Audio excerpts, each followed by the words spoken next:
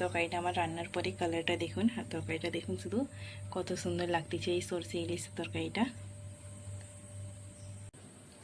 আসসালামু আলাইকুম বন্ধুরা, কেমন আছেন সবাই? আশা করি ভালো আছেন। আলহামদুলিল্লাহ আমরা সবাই ভালো আছি। সারা লাইফ স্টাইলে আপনার সবার স্বাগত জানাই। আজকে নিয়ে চলে আসছি একটা নতুন রেসিপির ভিডিও। এই দেখুন আমার হাতে আছে এটা ইলিশ মাছ। আজকে আমি ইলিশ মাছ রান্না করবো, ইলিশ মাছের রেসিপি করে দেখাবো আপনাদেরকে। প্লিজ আপনারা পুরো ভিডিওটা দেখতে থাকুন। আজকে আমি এই ইলিশ মাছটা রান্না করব, কীরকমভাবে রান্না করবো আপনাদেরকে দেখাবো। এই সব মাছগুলো আমি নিবনি, এটা বরফের মাছ, এটা টাটকা নয়। আমাদের এদিকে তো ইলিশ মাছ পাওয়া যায়নি, বরফেরই মাছ পাওয়া যায়। যতটা মাছ রান্না করবো ততটা নিয়ে নিব। এই কটা মাছ নিয়ে নিয়েছি আমি। এবারে মাছগুলোতে কিছু মশলা মাখিয়ে নেব। আগে দিয়ে দিব 1 চামচ আদা রসুন বাটা, তারপরে দিয়ে দিব 1 চামচ নুন, তারপরে দিয়ে দিব 1/2 চামচ হলুদ গুঁড়া, তারপরে দিয়ে দিব লঙ্কা গুঁড়া, তারপরে দিয়ে দিব 1/2 চামচ জিরা গুঁড়া, তারপরে দিয়ে দিব 1/2 চামচ ধনা গুঁড়া,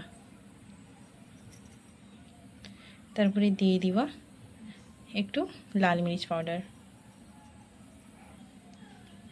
তারপরে দিয়ে দিব একটু সরিষার তেল,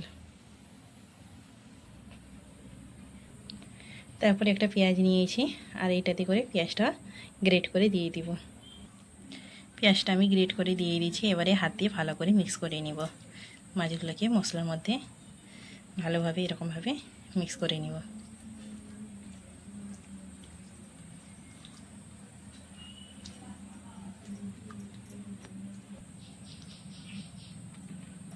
এই দেখুন আমার মাছটা কি সুন্দরভাবে মশলার সঙ্গে মিক্স হয়ে গেছে।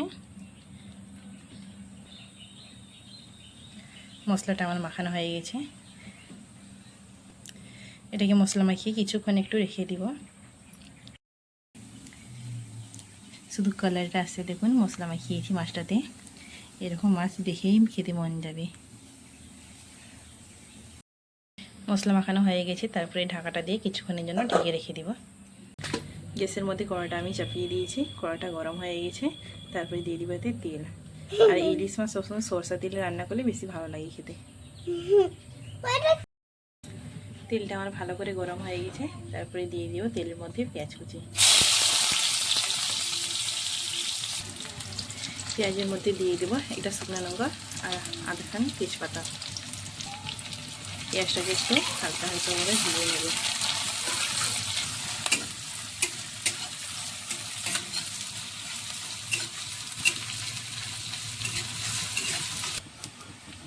পেঁয়াজগুলো আমার ভাজা হয়ে গেছে। এবারে মাছগুলো আমি একটা একটা করে দিয়ে দিব। এরকমভাবে একটা একটা করে মাছ তুলে আগানে দিয়ে দিব এখানে।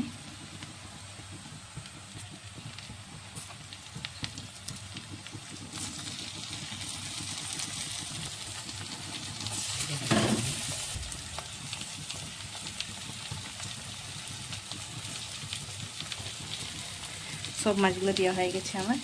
এবারে যে মশলাগুলো রয়েছে এখানে, এই মশলাগুলোকে দিয়ে দিব।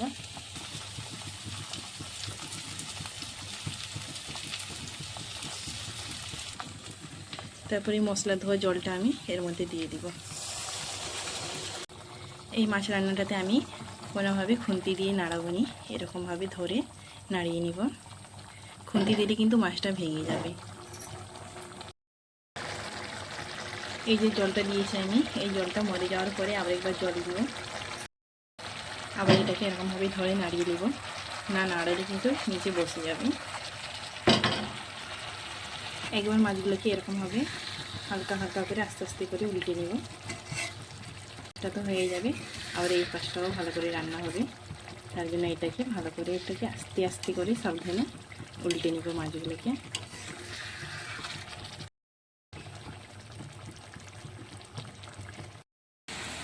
তারপরে নিয়ে নিয়েছি আমি এখানে সরষে বাটা। সরষেটা আমি অনেক ভালো করে পিষে নিয়েছি, একটু দানা দানা নেই।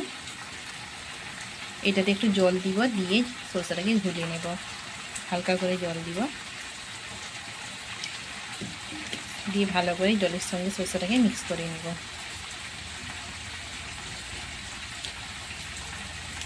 এই দেখুন খুব সুন্দরভাবে মিক্স হয়ে গেছে। মাছটাতে শুধু কালার আসছে, দেখুন কত সুন্দর, আর খুব সুন্দর একটা স্মেল বেরাচ্ছে। ইলিশ মাছের সেন্ট তো জানেন কত সুন্দর। তারপরে দিয়ে দিব এই সরষে বাটাটা। ইলিশ মাছে সরষে দিলে কিন্তু খুবই ভালো লাগে খেতে। সরষেটা দিয়ে ঠিক সেরকমভাবে আমি আরেকবার নাড়িয়ে নেব।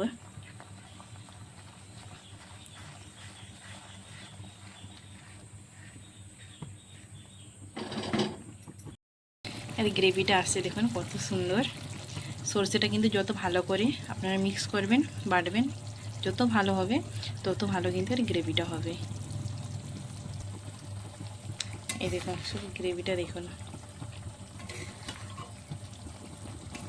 আপনারা একবার হলেও এরকমভাবে রান্না করে খেয়ে দেখবেন। সরষে ইলিশ তো আপনারা অনেকবারই খেয়েছেন, কিন্তু এইভাবে রান্না করুন। তরকারিটাতে আমি একটু জল দিব।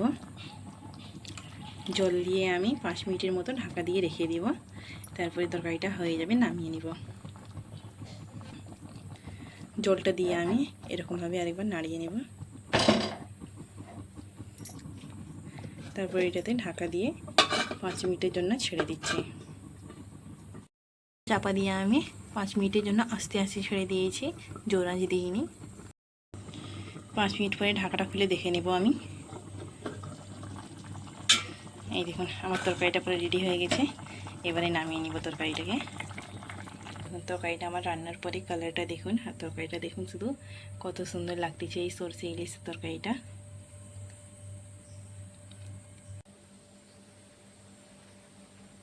এই দেখুন আমার সরষে ইলিশের তরকারিটা আমার পুরো রান্না হয়ে গেছে। কেমন করে রান্না করেছি আপনাদেরকে দেখিয়েছি। আপনারা তো সরষে ইলিশ অনেকেরই খেয়েছেন, অনেক রকমভাবেই খেয়েছেন। প্লিজ একবার আপনারা এরকমভাবে রান্না করে খেয়ে দেখবেন, নিশ্চয়ই আপনাদেরকে ভালো লাগবে। আর ভিডিওটা আমি এখানেই শেষ করতেছি। যদি আমার ভিডিওটা ভালো লাগে প্লিজ চ্যানেলটিকে সাবস্ক্রাইব করবেন, লাইক করবেন, শেয়ার করবেন এবং কমেন্ট করবেন। Thank you so much.